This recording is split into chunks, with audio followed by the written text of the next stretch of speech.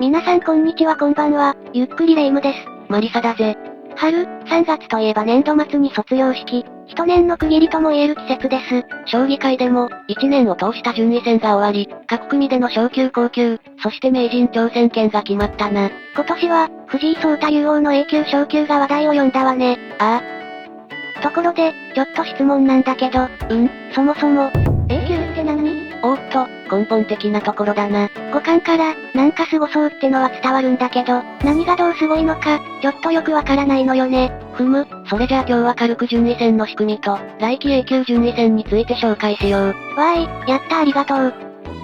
さて、それじゃあ結論から先に言おう。A 級棋士とは、名人挑戦権争いをする、10名のトップ棋士だ。あれ、名人になる権利って、10名にしかないの？そうだな、ごく稀に例外はあるが、基本的に、10人が1年を通して総当たりのリーグ戦をし、優勝者が名人に挑戦する資格を得る、そのためのリーグ戦が、順位戦だ。順位戦は、棋士の格を決めるための戦いで、名人を頂点とした、ピラミッド状のディビジョンに分かれている。名人は当然1名、A 級が10名、B 級1組が13名。ここまでが上位カテゴリーで、定員は原則固定だ。今回の話題、A 級はここね。チャンピオンである名人を除けば、順位戦 A 級は、全カテゴリーの中でも最上位。サッカー J リーグで言うと J1、野球で言うとメジャーリーグのような立ち位置だ。つまり、トップリーグというわけね。そういうこと。そして、この A 級にたどり着くには、必ず C 級2組から一つ勝ち上がらなくてはならない。飛び級はないの？ない。たとえ、その道中でタイトルを獲得し、客観的にトップレベルの棋士であることがわかる状況でも、必ずこの手順を踏まなければならないんだ。しかも、昔と違い現代将棋では、若い棋士の実力の向上が顕著で、奨励会を抜けたばかりの新四段が、とにかく強い。段位が実力に追いつかなくなってきているのね。ああ、そうだな。そして、各カテゴリから昇級できる人数は限られているため、下のカテゴリに実力者がひしめき合い、抜け出すのが大変だ。特に一番下の C 級2組なんか、いつタイトルを取ってもおかしくないような、若手の実力者ばかりになってしまい、それぞれ星を食い合ってしまっている。まさに地獄の様相を呈しているぜ。そしてその険しい道のりを乗り越え、たどり着いた先が A 級なんだ。大変なのね。このあたりについて、詳しくは、YouTube だったら右上のポップアップバナー、あるいは概要欄のリンクから、棋戦の紹介動画があるので、そちらを参考にしてみてくれ。じゃあ、ここまでの話をまとめると、A 級棋士は全部で10人、総当たりのリーグ戦を優勝した者には、名人挑戦権が与えられ、すべての棋士の頂点に立つチャンスがある。リーグは一つずつしか上がれないため、その道のりは長く険しい。こんなところかしら？極端な話、同じく最高峰の竜王は、プロ入り1年目、なんならアマチュアでも、そのタイトル獲得の可能性はあるが、名人は毎年安定した成績を上げ続けなければ、そのチャンスすら与えられない。そういう意味でも、すべての棋士の目標と言えるぜ。そして2022年3月現在、第80期順位戦を終え、第81期の A 級を戦うのがこのメンバーだ。名人と挑戦者のどちらか、敗れた側が1位となり、第80期の残留決定者が2位から8位。同じく、B 級1組上位2名が9位と10位となり、来期の名人挑戦をかけ、熾烈な戦いを繰り広げるんだ。おや、ちょっと不思議なことがあるんだけど、一つ質問いいかしら？どうした？これ、来期のリーグメンバーよね。もうすでに順位がついているのはなぜ？ああ、このあたりは最初わかりづらいよな。この数字が順位戦の由来でもあるもので、昨年度のランキング、言い換えればシード順位のようなものだ。昨年度の成績をもとに、シード順を設定することで、シーズン終了時、同じ成績だった場合、この順位が上位の棋士が、あらゆる面で優遇される。それってそんなに重要なことなの？ああ、重要だぜ。例えば、残留争いに巻き込まれ、同じ星取りで3人が並んだ場合、問答無用で上位者から順に残留が決まる。いわゆる頭跳ねと呼ばれる現象が起きる。じゃあ、昇級したての先生はだいぶ不利なのね。そうだな。なので、昇級したての場合、まずは残留できるかどうか、そこがとても重要になってくる。そして、挑戦権争いにも大きく関係してきて、同一成績で複数人並んだ場合、プレイオフが開催されることになるんだが、3名以上だった場合、パラマス方式のトーナメントが開催される。パラマス方式？具体例を挙げると、2017年度第76期のプレイオフが有名なんだが、この年は稀に見る混戦の末、6勝4敗で6名が並び、その年、昇級したての当時豊島八段は、同一成績にもかかわらず、5回勝ち抜かなければならなかった。なるほど。順位が高い順に、後から登場できるようになるのね。そう、これがパラマス方式。まあ、この時は様々なごたごたで、A 級順位戦が、11名で行われたことが大きく影響したな。ほえー。なので、翌年度以降のためにも、挑戦権が決まった後でも消化試合になりにくく、真剣勝負が展開されるんだ。なるほどね。さ、それでは続いて、2022年度、第81期順位戦の参加者、及び名人候補の面々を確認しよう。はーい。まずはこの人、第79期名人、渡辺明。1984年4月23日、東京都葛飾区出身の37歳、高次元な攻撃とバランスの良い守備、細い攻めをつなげる、と評される攻撃は、対戦相手に行き着く暇を与えない、長い間、羽生世代と孤軍奮闘の戦いを繰り広げた苦労人でもあり、周囲への気遣いを欠かさず、ファンサービスにも余念がない。ズバズバと歯に衣着せぬ物言いが爽快で、解説の切れ味も天下一品、トークショーも大評判。もし機会があればぜひ聞いてほしいわ。奥さんに怒られながらも、家では大量の縫いたちに囲まれご満悦。そんな可愛い一面もある、愛すべき名人だ。続いてはこの方。斉藤慎太郎八段。1993年4月21日、奈良県奈良市出身、畠山守八段門下の28歳、タイトル戦登場4回で王座を1期獲得、古風でじっくりした展開を好みつつ、左身の急戦のような展開も使いこなす、居飛車全般を得意分野としているわ。ニコニコの生放送内で名前を噛まれたことをきっかけに、ついたあだ名は斉太郎。奈良市出身ということもあり、登場時には鹿の絵文字が画面を埋め尽くす、180の長身にスマートな立ち居振る舞い、一体彼に欠点はあるのだろうか？ 2 年連続の挑戦者、今年こそ名人に。意気込み十分ね。名人戦の結果次第でどちらかが、順位1位として参戦するぜ。ではどんどん行きましょう。次は順位2位。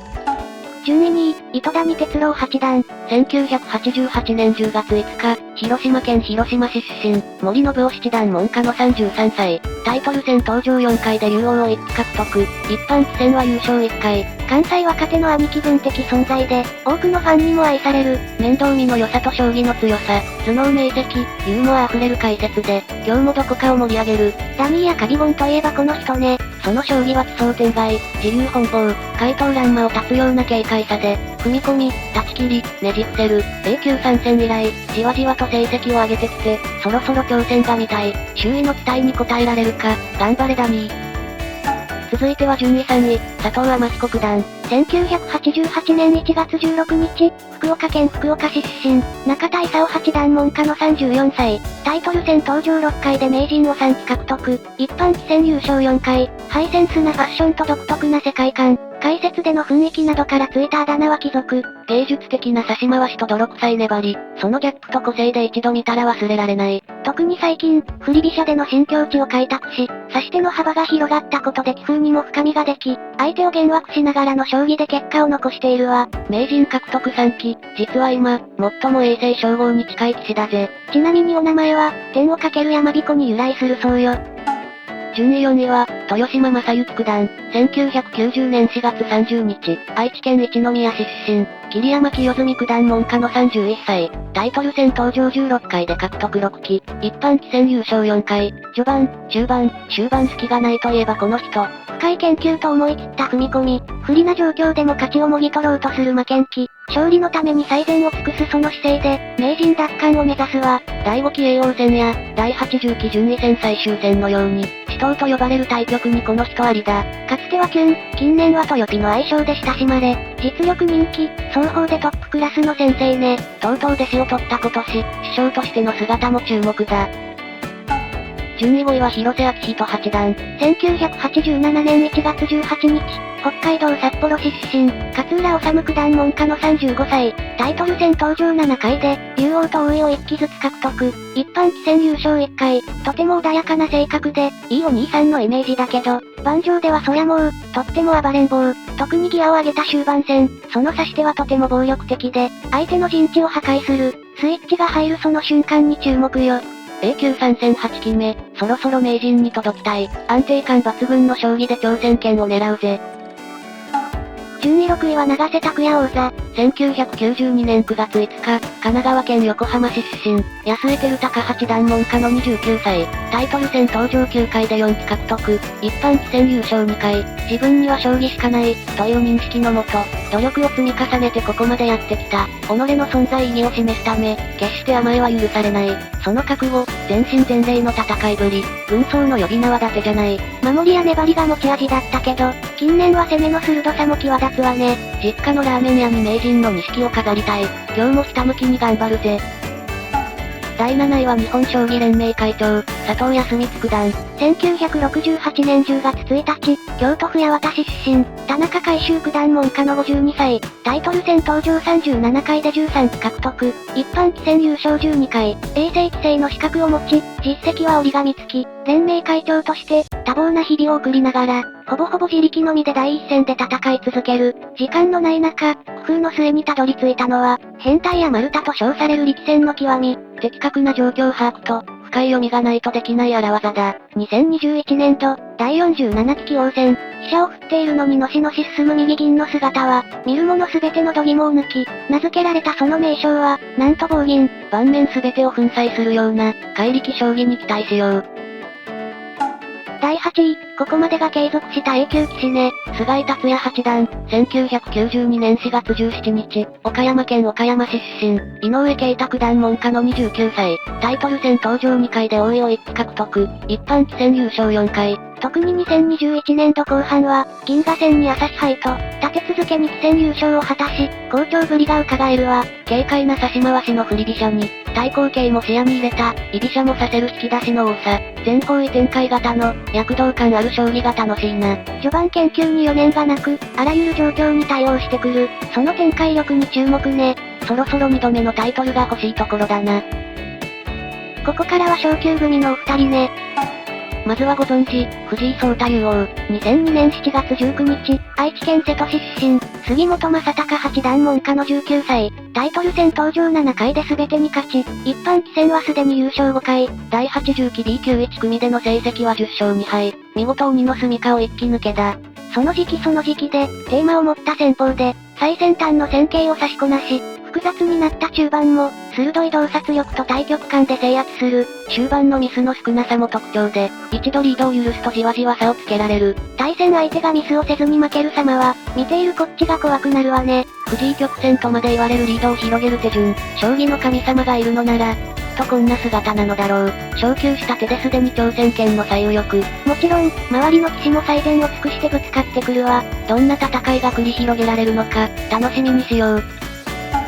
最後は第10位、稲葉陽八段。1988年8月8日、兵庫県西宮市出身、井上慶太九段門下の33歳、タイトル獲得はまだないが、2017年度、横歩取り全盛の激しい将棋で名人に挑戦、一般棋戦優勝2回、B 級1組での成績は9勝3敗、熾烈な昇級争いを制し、見事1期での A 級復帰を決めたわ。昨年、結婚したのがいい天気になったのか、そこから一気に上向いている感じがするな。この勢いで、再びの名人挑戦を狙いたいわね。タイトル戦は日本酒の産地が多いからな。ちょっとした楽しみも目標にしたいところだ。